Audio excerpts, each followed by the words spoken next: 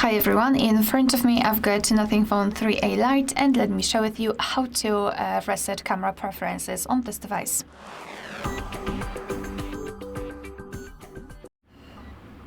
So let's start with opening the camera app. Currently we are on the video mode. We can switch to the standard photo one, but it doesn't really matter. We will open general settings.